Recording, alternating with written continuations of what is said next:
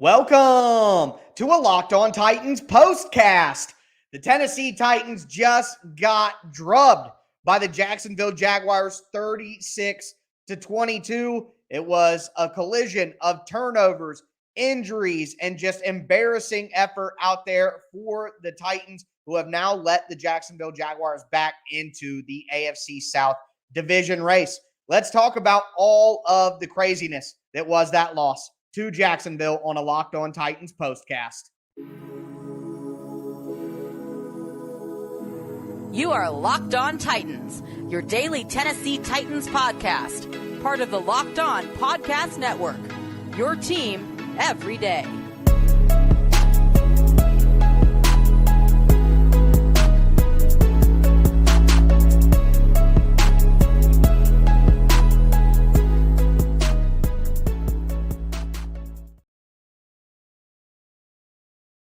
I mean, damn, right? Damn. Oh no, man. That was ugly. Thank you guys for making the Locked On Titans podcast your first listen every day, Monday through Friday. Free Tennessee Titans content on all platforms all year long. Make sure you stay subscribed, get subscribed, whatever it is. I'm going to be here with you guys throughout the entire year, talking Titans for free here on YouTube and all platforms. But, let's just talk about what the reality was out there. I know that people are very, very upset, very mad, and as we should be. And all credit to Jacksonville up front. Every time I explain why the Titans lose a game, the other team's fans say I'm making excuses for them. We know what just happened out there. Jacksonville played a great game, no doubt about it, and they deserve all the credit. They're back in the AFC South race. But the reality is here, the Titans won on offense, shot themselves in the foot, and gave the game away to the Jags with 4 turnovers. Absurd. Really, the 3 turnovers early is what really cooked them. But the 4th one was just another kick while you're down, because we're Titans fans and we know how that goes. So you have the turnovers on offense. The Titans absolutely shooting themselves in the foot. Jacksonville, Derrick Henry had 100 yards in the first quarter, 98, 96, 100 yards in the first quarter. Jacksonville was ready to lay down, and the Titans gave the ball away to them over and over again in the first half.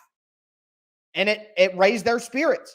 And their best player said, hey, if you're going to give us a chance like this, we're taking advantage. And you got to give credit to Jacksonville for doing that. On the other side of the ball,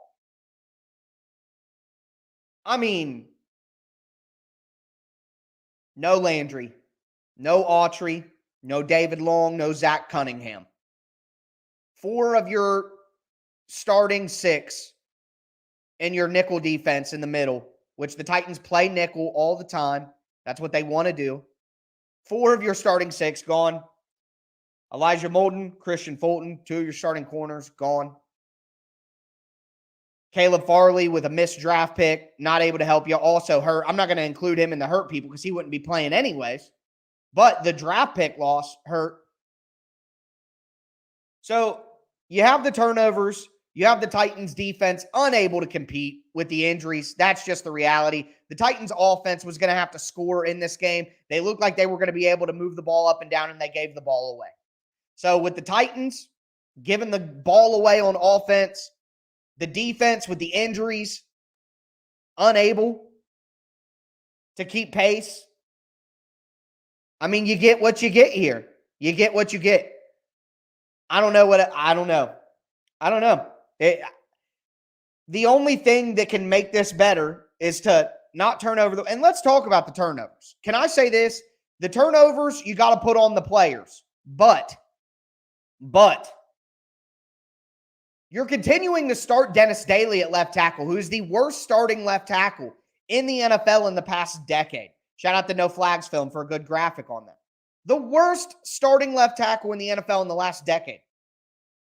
So when he gets help with a chip and still whiffs on a block and Tannehill gets backside destroyed and fumbles, is that on Dennis Daly anymore? Well, yes, but it's really on the coaching staff for continuing to put that guy out there. And then the interception, the first one to NWI, the quick one, that's a miscommunication on offense where Nick Westbrook-Akina was blocking and Tannehill was throwing it to him. How many times this year do we have to see a wide receiver blocking when he's being thrown the ball to not admit that maybe the coaching staff isn't coaching these guys up? How does this keep happening where Tannehill is throwing to a guy who's blocking? How is there that much confusion that the wide receivers are blocking on pass plays when they're supposed to be catching the ball? So while this is absolutely on the players, it's absolutely on the players, the turnovers, the defense, and also I want to say the Titans are playing cover 4 and man coverage all day on defense, putting their cornerbacks in one-on-one situations on the outside. The last touchdown to Evan Ingram, one-on-one, man coverage, Andrew Adams, one-on-one against Evan Ingram. Yeah, it's a touchdown. Why are we continuing to do this? And they're throwing, how many times do the Jaguars throw and make completions to the sideline on the left-hand side of your screen? Over and over and over and over again. Quick 7, quick 10, quick 12 to the left side. Because you have a cornerback who's either cover 3, cover 4, or in man. So he's isolated on the sideline, and you know that the comeback route is going to be there every time.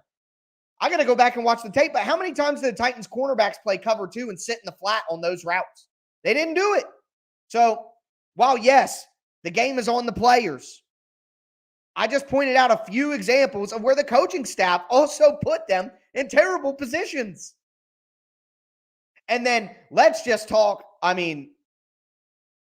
that drive in the second half where the Titans literally ran the ball and threw screens when they're down by, 3 touchdowns, and they're running draws and screens on 2nd long and 3rd and long. At least try. So, look, guys, we know the problems with the roster. That's why the general manager got fired, because of the problems with the roster. But this out here today wasn't just the roster. The coaches didn't have the guys ready to go. The players weren't ready to go themselves, and they take accountability in that as well. So, this is just an organizational failure. The first 3-game losing streak since 2018 for the Titans. No one is without blame here. And credit to Jacksonville for putting the Titans in this position. But before we get into the one positive thing I want to talk about, and it's tight end Chig Okonkwo. We got Chiggy with it out there on Sunday, even though it was a disaster. Before we talk about Chig, do want to let you know that this postcast is brought to you by Turo. Turo is the world's largest car-sharing marketplace. With Turo, you can book any car you want, wherever you want it, from a community of local hosts. You can browse a huge selection of vehicles in the U.S., UK, Canada, and Australia.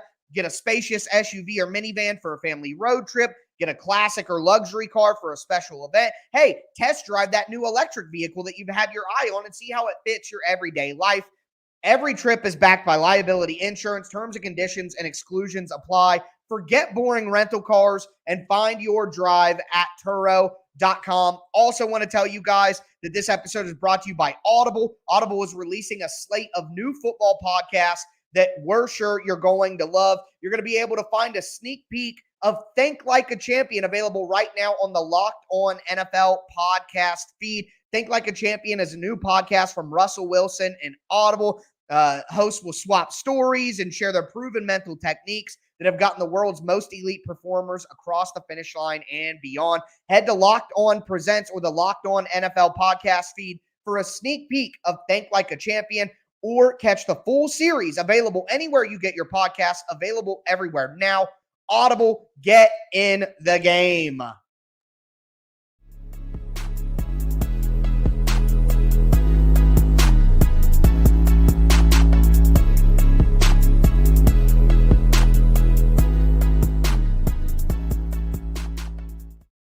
Titans fans, we got at least one good thing from this game, and it was the emergence of Chig Okonkwo.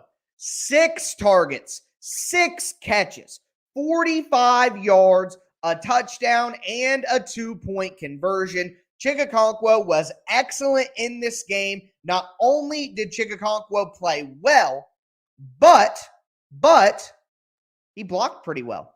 And that's very important for him to take the next step within this offense, is to be a consistent blocker who the Titans can count on to be there every single down. I think Chig Okonkwo took a nice step towards that. Now, Chig Okonkwo is an obvious tighten up. We're going to do tighten up and tighten down on tonight's full recap. Wanted to go over my initial thoughts here on what's going on, but I'm going to dive deeper into what this loss means for the Titans. We got to talk about where the Titans go from here, what this means for the season. I'm going to do that to start tonight's full 30-minute recap. We're also going to do tighten up, tighten down to go over the good and bad individual performances. And I know it was a terrible game, but there was a lot of good performances along with the bad performances as well. So make sure that you guys don't miss that. On Tuesday or Monday night for the YouTube crowd, I'm going to be diving into where the Titans go from here, what I think the long-term plan should be. Wednesday will be Rewatch Wednesday. Thursday, crossover Thursday with the host of Locked On Chargers. Friday will be a Game Plan Friday. And next Sunday, I'll be back with you guys to give you a live instant podcast and then a full 30-minute recap later on in Sunday night as well. So make sure that you guys tune in later on tonight for the full recap. That's going to do it for this postcast. Everybody, find your happiness.